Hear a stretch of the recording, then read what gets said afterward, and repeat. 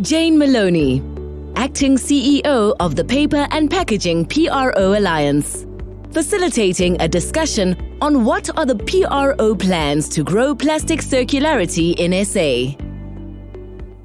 It's fantastic not being welcomed by a human being. Recently, an alarm company has been driving me crazy because every time the electricity goes off or the battery runs low, a bot phones me. And if I put the last 4 digits of my cell phone number into the thing to say, please don't send a vehicle, it tells me they're the wrong number. And the vehicle arrives all day, every day, at an office that I'm not at. So, yeah, I'm not sure that I like the digital stuff. But we've been talking, and unfortunately I wasn't here yesterday, about data, and everything has to be data-based, fact-based. All these decisions that you make must be data-based. So the first compliment, not question, goes to Safripol and to Petco for the yes, and apparently 100,000 placements have been made for that project. So that's great. Maybe a round of applause. I think that's brilliant. And then the second compliment goes to Polyco. 110 million is a lot of money. What are you going to do with it? We first have to get it all in.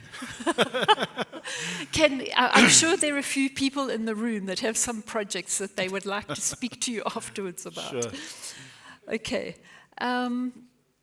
Cherie, can you help us out with what is the current state of EPR concurrence? I believe the minister spoke yesterday, or it was a video. Did she mention anything about concurrence? No, we've not received any further feedback from the department on the concurrence for this year, not yet. Okay, so the PROs are still going to be impecunious, not going to have very much money after all. Well, we made the decision at Petco, as we did last year, to charge the fees that we need, because the fees are worked out based on the work that we have to do. So when we look at what our members place onto the market, what the targets are that we are required to meet, we're able to work out what it's going to cost us. If we don't get that money in from the 1st of January, we can't deliver on the work.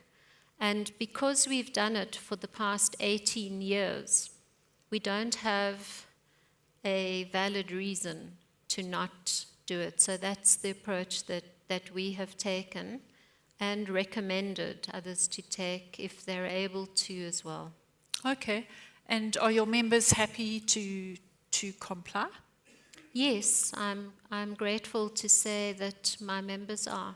Good. Because without their support, we can't do the work that's needed. Okay, excellent. Francois, Polyco, what is their approach to free riders? So I don't believe that it's a PRO's job to track down a free rider, and we don't have any legal authority over that as well. So I think our membership consists of some very large players, or well, the biggest players in the country, and they are all committed. And our target is based on our members' market share.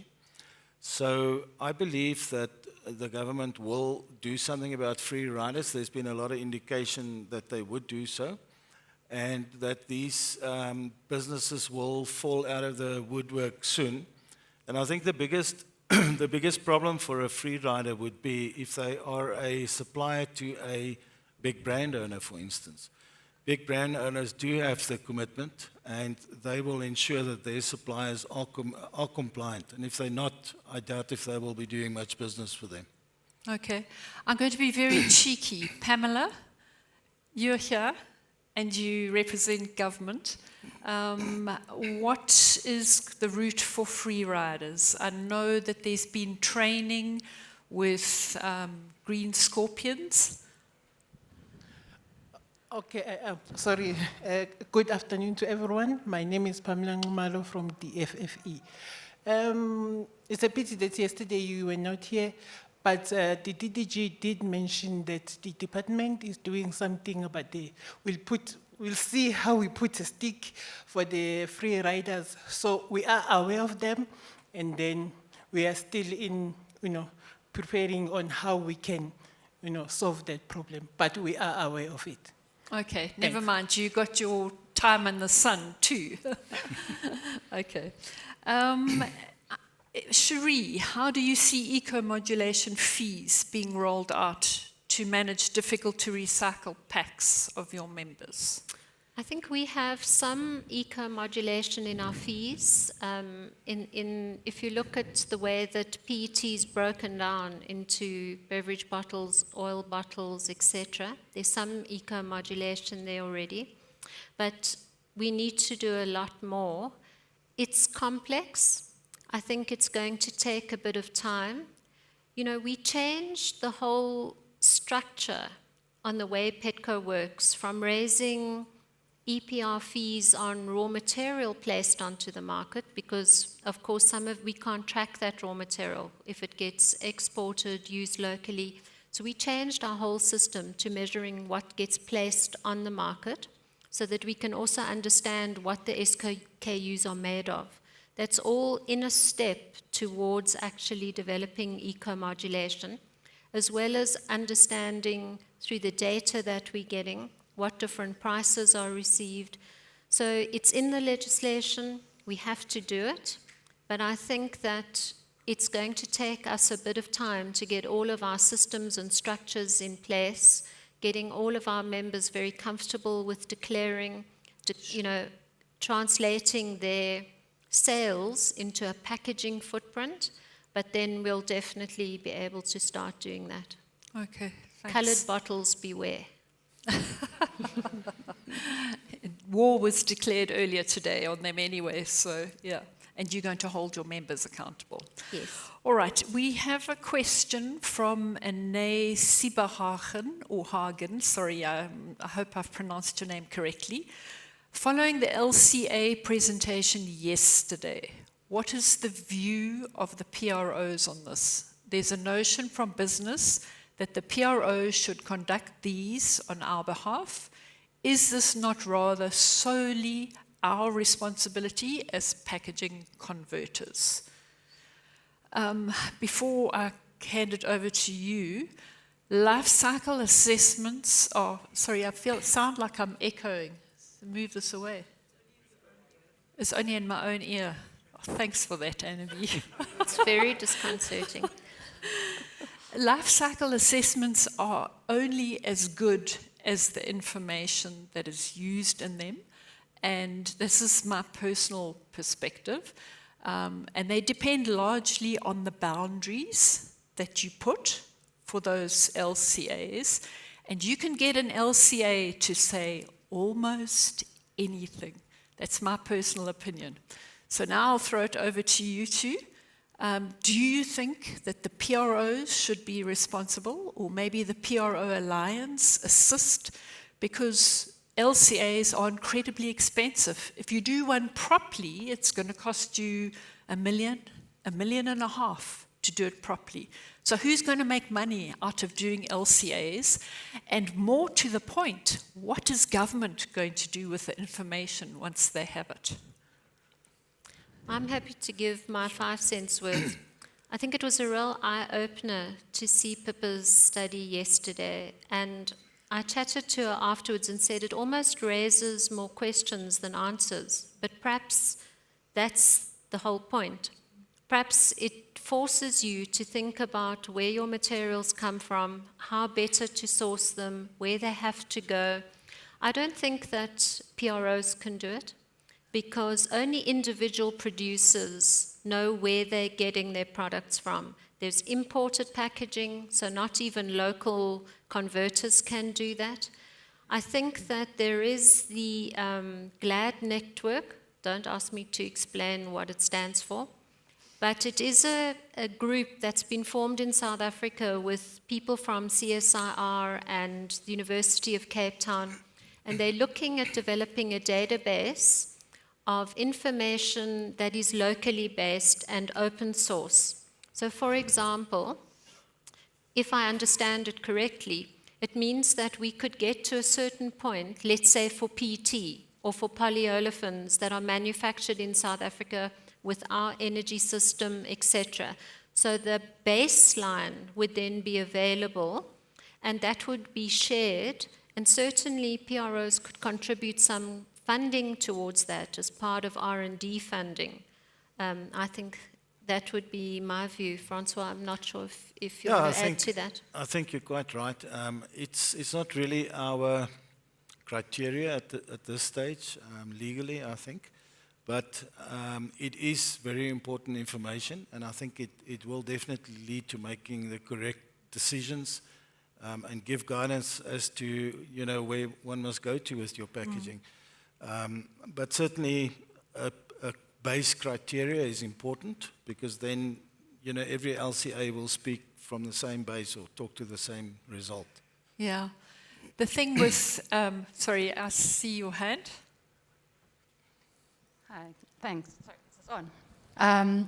Obviously, as someone who does LCAs, I have to feel obliged to jump in and defend it. So hopefully the days of LCA being able to say anything you want are long gone. I mean, that was how it was perceived. I think the method has improved hugely over the last, you know, decades that it's been a systems tool. And I think there are all sorts of new sort of ways around that, sort of, you know, with, there's always been the requirement for review. So, you know, any good LCA should be reviewed, and there's no ways you should be able to get it to say anything you want, not anymore anyway. And the other thing is if you're being charged $1 million, you're being way overpriced. So, I mean, an LCA can come in at a quarter of that price, I'd say. And I think it comes to what Sherry was talking about, is that we're developing the capacity and the data to be able to do studies far more efficiently than we could before. Because I think, you know, we had to base everything on European data. We had to adjust that for South Africa. But I think now as the capacity grows, and specifically as the data, because as you put, you know, garbage in, garbage out, LCA is very data-driven. We need that good data on South Africa, and I think that's been a real game changer. And I think as it grows and gets momentum, so does the cost come down, and so does the sort of the ability to roll it out more. Yeah, I knew that I would. You would push my buttons. Yeah. I didn't know they were yours. Okay, I was going to say something about LCAs just to close off, but can't think of it. All right. So okay, I see one here. So Polyco and Petco, you are competitors. In this country, EPR has been set up as in a competitive environment, and internationally, you don't see a lot of single material PROs or EPR organizations. And in fact, I think Italy is the only one that still has some material PROs.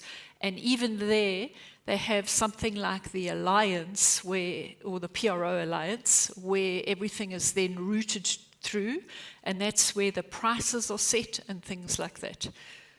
Francois, what do you see the future in South Africa of PROs? Yeah, it's a difficult one. I think we've all thought about this often, and it looks like the norm may be that a single PRO is the answer. I still think in the baby shoes that we're in terms of South Africa, the expertise and the knowledge probably lies with each current PRO at the moment, and perhaps it's a good starting point. But it does make sense to me as well that in 5 or 10 years, or even sooner, I don't know, that there would be one body that looks after in a collaborative way. I don't really personally, as my personal opinion, know if it's very good to have a competitive situation in something that's a mandatory, it's something we need to do, it's our responsibility. So the collaboration part of it is more important to me than the competitive part, because it's not, we're not for-profit companies. We're not having to fight for extra money or whatever the case may be. And there may be duplication currently, which cost-wise is probably also not a good thing. Okay. Cherie? I think that EPR is a journey, it's an evolution. Europe is 30 years old. In fact, the only competitive schemes that I'm aware of are in fact in Germany, where they have a number of packaging PROs, but their legislation defines where they can operate. So for example, they would be given a region, so there's no overlap. And there's also a huge amount. So I think in the long run, EPR in South Africa is going to evolve.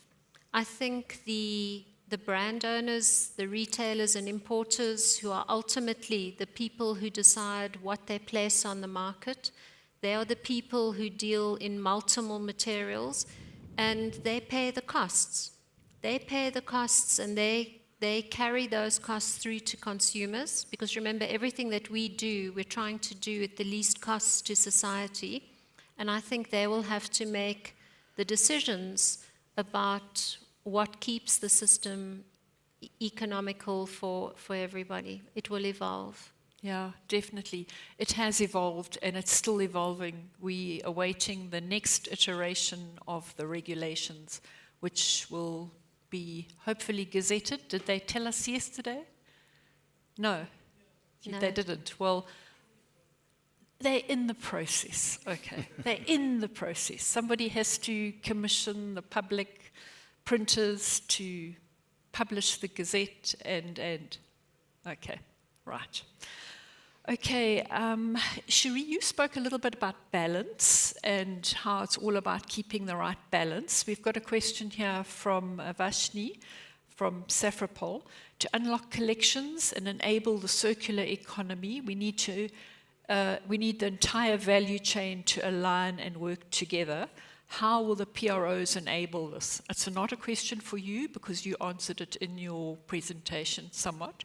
It's a question for Polico, for Francois. Sorry to put you on the spot, but how are you going to do that to enable circularity? So I think circularity can't really happen unless we all agree to participate in it.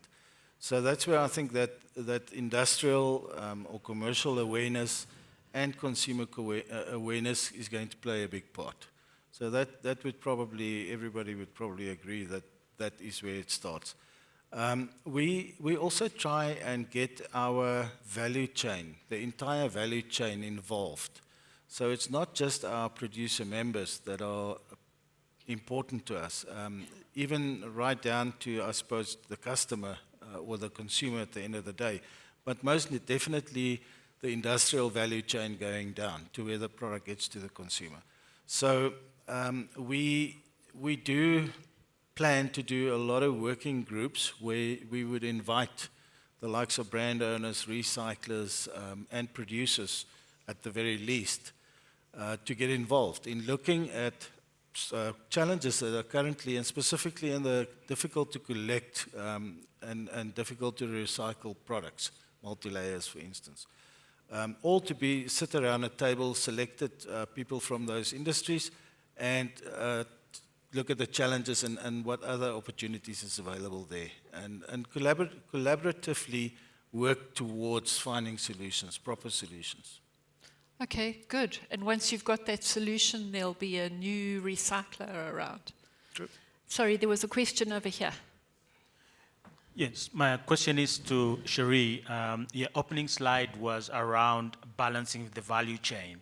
And to a point that was also mentioned earlier, where PET is way down right now, and I've spoken to some of the big players, the indication is it will probably be down for quite a while. Ispepo mentioned how about 6 collecting organizations she knows have actually fallen off the wayside, and I'm sure it's probably related to the prices coming way too low and oscillating like that.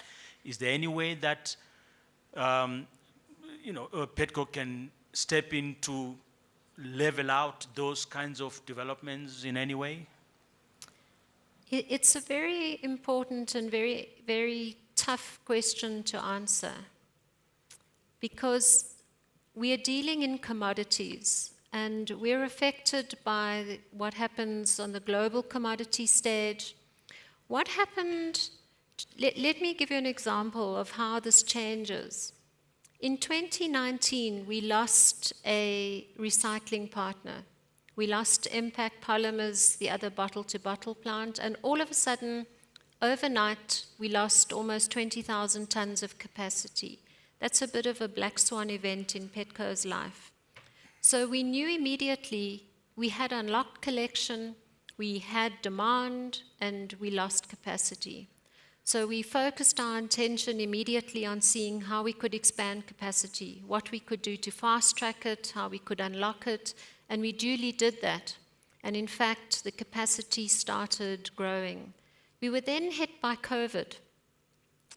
COVID for the informal sector was an absolute tragedy.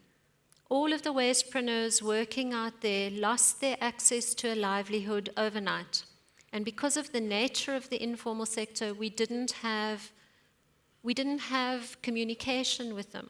We wanted to help with food vouchers and things like that, and actually many people, we don't know where they live. So that then stopped collection.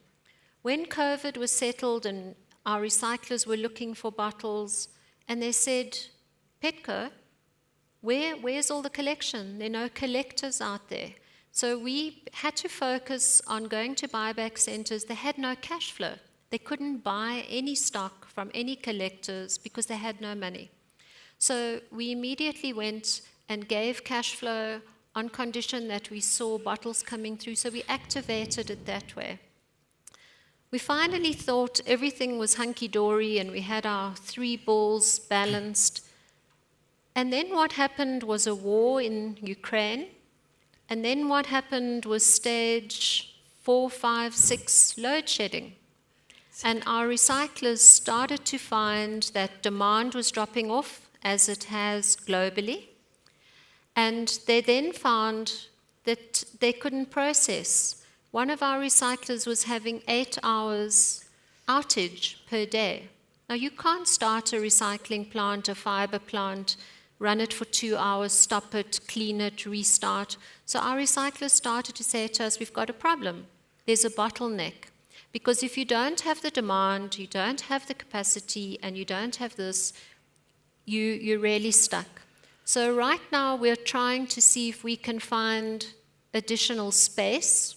We've reached out to all of our members to see if anybody has any buildings that they're not using or space where we can actually buy these bales and store them, because we know that the Cape Town plant will come on stream in about the middle of the year. So that is what we're trying to do. It's also one of the reasons why when we develop SMMEs and businesses, we try very hard to encourage them to collect all materials, because hopefully the more materials you have in your bag, the better you can be protected. So for example, if the price of PET drops, perhaps the price of glass will increase. If the price of paper drops, perhaps the price of aluminium keeps the balance. So unfortunately, it is a challenge. We can't control the price. That would be price fixing. That would also mean that when the bottle price went up to, Chandru, remind me, it went up to 8.20 Rand, second highest only to aluminium in the commodities on the market, then that wouldn't happen either. So it's really tough, and we don't want to lose the collectors, and we're trying to find a solution. That is really the best that I can share with you right now. Thanks. I think that was a good answer. It's time to close. Are there any last questions from the floor? And I've remembered what I wanted to say earlier. Load shedding, stage 7, stage 8, border adjustment taxes, stats on Eco-Invent as an example. around LCAs, your products are going to look worse using local proper facts than they will if you were using European. Just putting that out there. So from a carbon perspective, we will all of our products, unless you use renewable power or hydro miraculously from somewhere, our products' LCAs will all look worse. Any last five words summing up? Thanks, Jane.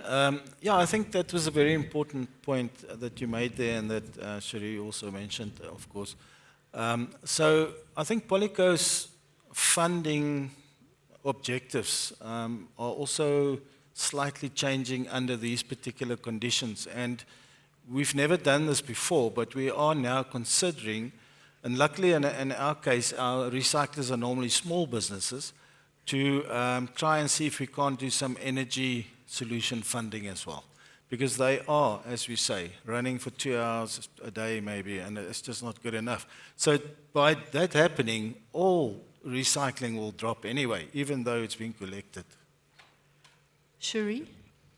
I think my closing thoughts would just be to say that I started this journey some 18 years ago, and we were kind of like a lonely bottle in a big ocean. And it's really wonderful to see where we're at today. I know we have a huge job ahead of us. It's absolutely enormous. But I'm really motivated and inspired. It's so wonderful to have our members here, our converter partners, to have Londi and her team here, and just to see how much more of an interest there is by everybody in working together to do this. I think it's partly legislation that has driven it, certainly. I think it's society's or the social license to operate in the plastics industry. But I'm very excited and motivated. I'm looking forward to the future. Yeah. Okay, and the concluding compliment is to the plastic industry from the paper industry, because that's the industry that I work in. And the compliment is that you guys are doing an amazing job. You've done a fantastic job on labeling. And in fact, the PRO Alliance, and you can look them up on PRO Alliance, not the PRO, so it's proalliance.org.za.